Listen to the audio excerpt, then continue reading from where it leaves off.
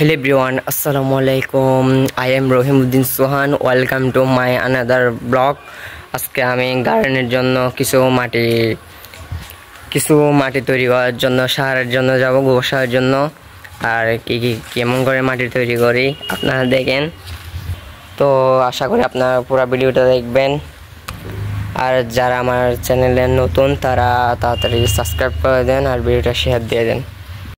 তো এখন আমি গার্ডেনের জন্য গোবর সার আনার জন্য সিমেন্টের পলি আর মাটি কাটা নিয়ে নিছি। আমরা এখন মাটি আনার জন্য বের হয়ে যাচ্ছি। তো আমি এখন মাটি আনতে যাচ্ছি, আপনারা আমার সাথে থাকুন, পুরো ভিডিওটা দেখুন। তো এখন আমি সারের জন্য বের হয়ে গেছি, এখন সার নিচ্ছি। সার নেওয়ার আগে সারের উপর ময়লাগুলো আগে পরিষ্কার করে নিচ্ছি। এরকম পরিষ্কার করে নেবেন, কারণ ময়লাগুলো সহ দিলে গাছ ভালো মতো সার পাবে না। পরিষ্কার করার পর এখন আমি সার নিচ্ছি। এগুলো হচ্ছে গোবর সার। এখন আমি সার নিয়ে চলে আসছি। এখানে সিমেন্টের এক পলি আছে। মাটি মিক্স করার আগে গোবর সারগুলো একটু শুকানোর জন্য দিছি ফ্লোরের উপর। এগুলো ভালো মতো শুকাই দিলে তারপর মাটি মিক্স করব। এগুলো পরিষ্কার করতে হবে বেগুন গাছ রোপণ করার জন্য। এখানে নিচে পরিষ্কার করে গোবর সার মিক্স করব, তারপর দিয়ে উপরে ডাল অনেক কিছু কাটে নিব। তো আমি এগুলো পরিষ্কার করি, আপনার সাথে থাকুন। আজকে একদম কৃষক সারে গেছি, এখানে চাষ করার মাঠে নেমে গেছি। আর আমার কলার মাধ্যমে আমার কলা মামা আসে, এদিক দিয়ে ডিস্টার্ব করে দিচ্ছে একটু।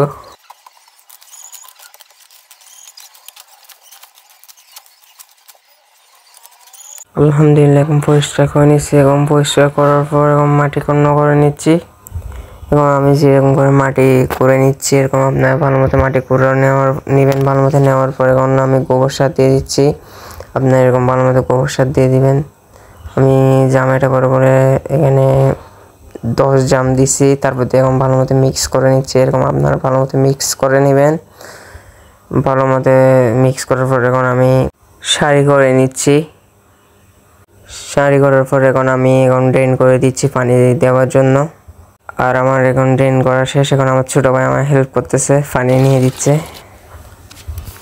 এখন আমি পানি দিতে আসছি, এখন পানি দিতে আসছি। এবং ক্যামেরা উল্টা বসে গেছে, এবং খেয়াল করে নেই। এখন আমি পানি দিয়ে দিচ্ছি। পানি দেওয়ার সময় একটা জিনিস খেয়াল করবেন যেন শাড়িগুলো ভাঙে না যায় যেন। তো এখন আমি এরকম এক বালতি করে 10 বালতি পানি দিচ্ছি। এতগুলো পানি দেওয়ার একটা কারণ, মূলত এটা প্রথম তৈরি করছি, সেজন্য পানি ভালো মতো খাওয়ানোর জন্য পানি দিচ্ছি এতগুলো। এখন আমি এখান থেকে পানি নিয়ে শাড়িগুলোর উপর দিচ্ছি, কারণ এগুলো ভাঙে না দেওয়ার জন্য। এখন শুকনো সেজন্য ভিজে দিচ্ছি এগুলো। তো আমি দিক দিয়ে এগুলো কাজগুলো করতে আপনারা যারা এখন আমার ইউটিউব চ্যানেলে সাবস্ক্রাইব করেন তারা সাবস্ক্রাইব করে পাশে থাকা বেল আইকনটি বাজিয়ে দেন পরবর্তী ভিডিওটা পাওয়ার জন্য। আপনারা যদি আমার daily life of Sohan YouTube চ্যানেলে সাবস্ক্রাইব করে আমার পাশে থাকুন, তাকে আমায় সাপোর্ট করুন, আমি আরও নতুন ভিডিও আপলোড করার জন্য উৎসাহ পাব। মাটি তৈরি করার 2 দিন পর গাছগুলো রোপণ করতে আসছি। এই বেগুন গাছগুলো কালকে রাত্রে আনে এখানে দিয়েছি এরকম করে। আর এখন একটা কুলে এখন এখানে রোপণ করে দেবো। রোপণ করার আগে সুন্দর করে কাটি দিয়ে গাছগুলো রোপণ করার সময় ছিদ্র করতে হবে, তারপর গাছগুলো রোপণ করতে পারবেন। এখন আমি গাছ রোপণ করতেছি, আপনারা দেখুন কীরকমভাবে আমি গাছগুলো রোপণ করতেছি। আপনারা বেগুন গাছ রোপণ করার সময় এরকমভাবে রোপণ করবেন। এখন একটা ছিদ্র করে এখন আমি গাছগুলো দিয়ে দিচ্ছি। এই বেগুন চাষ করতেছি আমি, এটা সহ 2 বার করতেছি এখানে। মাশাআল্লাহ প্রথমবার যখন করছি তখন অনেক বেগুন ধরছে। আর দেখা যাক এবার কতগুলো বেগুন ধরে। বেগুন ছিঁড়ার সময় আপনাদের জন্য ভিডিও করব। যদি আমি এখানে থাকি আর কি, যদি কলেজগুলো তো আমি শহরে যাবো যদি থাকি ভিডিও করব। আর আমার বড় ভাই বোনের মধ্যে যদি কেউ করে থাকেন এগুলো, যদি আমি কোনো ভুল করে থাকি একটু কমেন্টে জানাইন। কারণ এই দুনিয়াটার মধ্যে কেউ কারো থেকে কম, ছোট বড় শিশু টক বড় হোক সমস্যা নাই, সবাই থেকে শেখা যায়। তো আপনারা সবাই কমেন্টে জানিয়েন এটা কি আমি রোপণ করতেছি, এটা সঠিকভাবে রোপণ করতেছি নাকি ভুল রোপণ করতেছি, একটু আমাকে জানেন। আর এরপর কি গাছ রোপণ করার ভিডিও দিব আপনাদের জন্য, আপনারা কমেন্ট করে জানেন।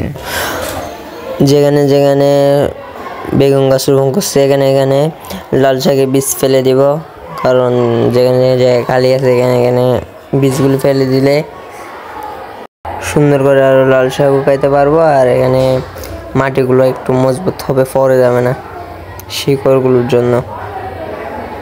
তো আজকের মতো এতটুকুর মধ্যে ভিডিও শেষ। আর এই ভিডিওটা কেমন হয়েছে, আপনাদের থেকে কেমন লাগছে একটু কমেন্ট করে জানান।